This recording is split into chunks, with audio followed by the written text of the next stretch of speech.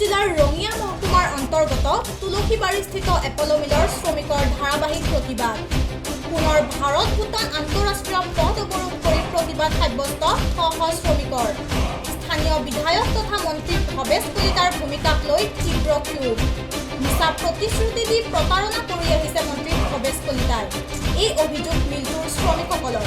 আগন্তুক দিনত এই শ্ৰমিকসকলে প্ৰাণ আহুতি দিবলৈও কুণ্ঠাবোধ নকৰিব বুলি হুংকাৰ প্ৰদান কৰিছে।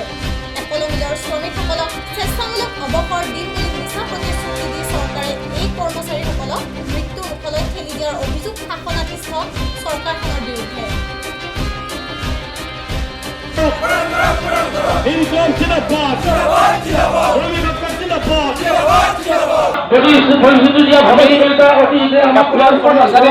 বৰ্তমান চৰকাৰে 5 বছৰৰ পৰা ললিপপ খুৱালে।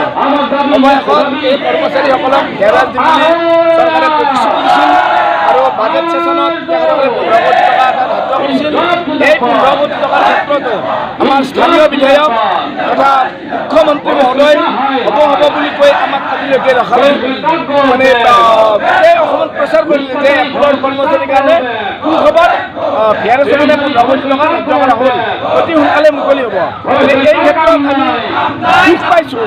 এখন চৰকাৰে 15 কোটি টকা ইয়াত 400 কৰ্মচাৰী কৰ্মহীনতা কৰি এই যিখিনি দিব বিচৰা ধন সেইখিনিতো যে এনেকুৱা এটা ৰাজনীতি কৰিলে, কৰ্মচাৰীসকলে যে এনেকুৱা এটা মানে আশ্বাস লৈ বিশ্বাসঘাতকতা কৰিলে আমি ভবা নাছিলোঁ।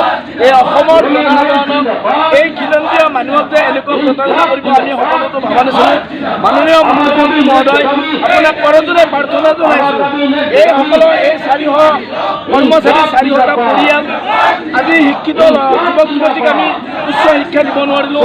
কাৰোবাৰ ডিগ্ৰী পাছ কৰিছে, MA টিউশ্যন দিব লাগে, দিব নোৱাৰিলোঁ। কিছুমান ব্যক্তিগত সংবাদ পঢ়ুৱাইছিল, তাৰ পৰা ল'ৰা ছোৱালী উলিয়াই আনিব লগা আছে। গতিকে আপুনি অলপ বেয়া মমতাৰে চাওক।